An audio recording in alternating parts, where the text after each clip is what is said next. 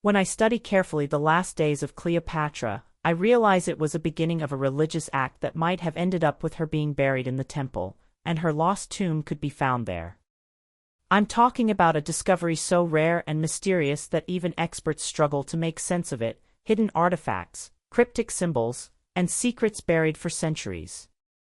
This find could rewrite everything we know about the ancient Mayans. Let me take it back a bit to 2022. Archaeologist Francisco Estradabelli from Chilean University, along with his intrepid team, stumbled upon a jaw-dropping discovery just 6 feet away from where looters had called it quits. Nestled in Chachum, Guatemala, they unearthed an untouched tomb that wasn't just any old resting place. It belonged to a high-ranking Maya priest or king named Watai and dated back a whopping 1,700 years to around 350 CE. Now, if you think finding an ancient tomb is cool, consider this: inside were treasures that would make any history buff's heart skip a beat. We're talking about a mosaic jade mask that shimmers with the wisdom of ages, over 16 spiny oyster shells, those were the ancient Mayan equivalent of designer labels, and even human femur bones carved with a kind of artistry that makes you wonder about the hands that crafted them. One of these bones even had the profile of presumably King Watai himself, clutching a jade mask similar to the one found alongside him. And as if the finds themselves weren't enough to write home about, the hieroglyphs etched on these artifacts were like a gossip column from the past. They dished out details on bloodlines connecting him to the big-shot cities of Tikal and Teotihuacan. According to Estradabelli, snagging this tomb was a bit like winning the lottery in terms of information. And honestly, who could disagree? It's like peeking through a keyhole into an era that's mostly a mystery, giving us juicy details on Mayan religious practices and royal successions during the early Classic period. This tomb raid, the good kind, wasn't just luck.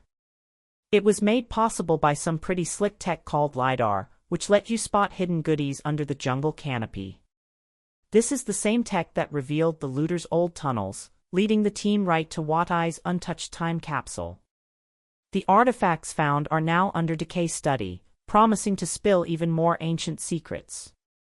Switching continents and centuries, let's zip back to 1939, when French archaeologist Pierre Montet was poking around Tanis, an ancient city in Egypt's Nile Delta.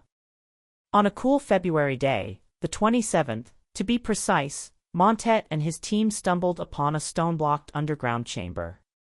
What they found inside was nothing short of a time capsule, decorated limestone rooms filled with stone sarcophagi of ancient Egyptian bigwigs. It was a jackpot moment, but this was just the beginning. As they moved on to Midmu, the team hit the archaeological jackpot again. They uncovered another tomb, this one untouched and sealed up like a vintage wine bottle. Inside was Pharaoh Sesen's, who ruled over Egypt more than 3,000 years ago. Unlike the tombs you hear about in all those mummy movies, thieves hadn't touched this one. The treasures inside were pristine and dazzling. Now here's where it gets even shinier. The highlight was a coffin made entirely of solid silver. Imagine that. Silver was a bigger deal in ancient Egypt than gold, since it had to be imported. That's how Sesens got his flashy nickname, the Silver Pharaoh. But that's not all. When they lifted the lid of this luxurious coffin, there lay a gold mask adorned with lapis lazuli and glass inlays, staring back at them with all the serenity of the ages. The tomb was also a treasure trove of jewelry, necklaces, bracelets, rings, all crafted in gold and silver, along with amulets and small statues that showcase the exquisite craftsmanship of the time. These finds didn't just sparkle, they provided a deep dive into ancient Egypt's rich culture and wealth. This discovery remains one of the grand slams in the world of archaeology, shedding light on a period of Egyptian history that was as dusty and obscure as the chambers they unearthed. And guess what? If you ever find yourself in Cairo, swing by the Egyptian Museum. You'll get to see these treasures in person. And yes, they're guaranteed to knock your socks off. But wait, there's more. In December 2018, Just when you thought Egypt had given up all its secrets, along comes a team led by the intrepid Mustafa Waziri. They were at the Saqqara necropolis, just a hop, skip, and a jump south of Cairo, when they stumbled upon something that would make any history buff's heart skip a beat, a completely untouched tomb dating back a whopping 4,400 years to the 5th dynasty. Yep, that's the era of Pharaoh Nefertiti. The man of the hour, or let's be honest, millennia, was a high-ranking priest named Wadi. This guy wasn't just any old priest. He was a big deal back in the day, and his tomb is like a time capsule from ancient Egypt. Stretching about 33 feet long and 10 feet wide, it's decked out with vibrant paintings and intricate sculptures that have stood the test of time without losing a hint of their swagger. The art inside? Absolutely stunning. It shows Wadi hanging out with his family, his mom Merit Meen, his wife Warit Ta, and his 4 kids, 3 bustling boys and 1 darling daughter. These wall paintings are more than just decor. They are a peek into the daily life of a man who was both a family guy and a societal heavyweight. Now here's where it gets even more Indiana Jones. Inside the tomb, the archaeologists found 5 shafts. One of these was wide open and sadly empty, but the other 4, sealed tight as a drum, untouched since the days when pharaohs ruled the roost. The team was buzzing with excitement, hoping these hidden shafts might hold Wadi's sarcophagus or some other juicy artifacts. The scenes painted across the tomb's walls? They're like a comic strip of ancient Egyptian life. You've got musical concerts, boat sailing expeditions, craftsmen making furniture, and even potters spinning their wheels. It's a full-on visual guide to what mattered in Wadi's world, showcasing everything from his professional duties to the cultural vibes of the time. The big reveal of Wadi's tomb wasn't just another day at the office for these archaeologists. It was hailed as one of the most significant finds in recent memory. Why? Because this pristine tomb was a goldmine of information, giving scholars a rare, unfiltered look at ancient Egypt's art, culture, and society during a fascinating period. Jump to 1922, and we hit another jackpot in Egypt's Valley of the Kings.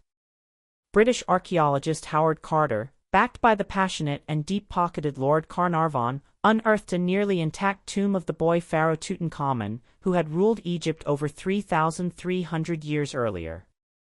And let me tell you, this was no small discovery. It was like finding the hidden level in a video game that's packed with bonus points. Carter had been digging around Egyptian soil since the late 19th century. But his big break came when he teamed up with Lord Carnarvon, a British nobleman who was as obsessed with Egyptian antiques as a cat with a laser pointer. Lord Carnarvon didn't just offer moral support, he bankrolled Carter's digs. This dynamic duo got the green light to start excavating in the Valley of the Kings in 1914. Despite years of finding pretty much zilch, Carter was convinced that Tutankhamun's resting place was just waiting to be uncovered. Fast forward to November 4, 1922. Carter's team was clearing out some debris by another tomb's entrance when they stumbled upon a step carved into the ground. Like kids on a treasure hunt, they dug around and unearthed a staircase leading to a sealed doorway, complete with royal seals. Carter was over the moon. He zipped off a telegram to Lord Carnarvon, probably the 1920s equivalent of OMG come quick. Found something huge. Lord Carnarvon, along with his daughter Lady Evelyn Herbert, landed in Egypt by November 23, 1922.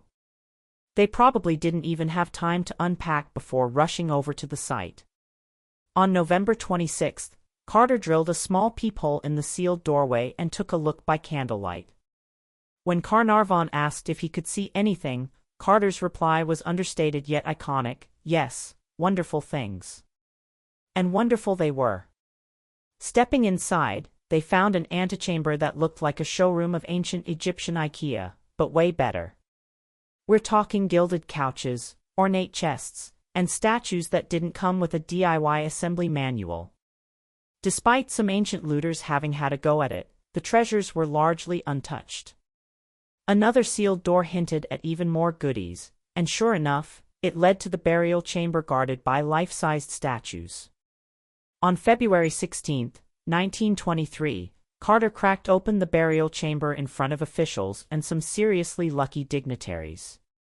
Inside, not one, not two, but 3 nested coffins, with the innermost one made of solid gold, housing the mummy of King Tut himself, complete with a snazzy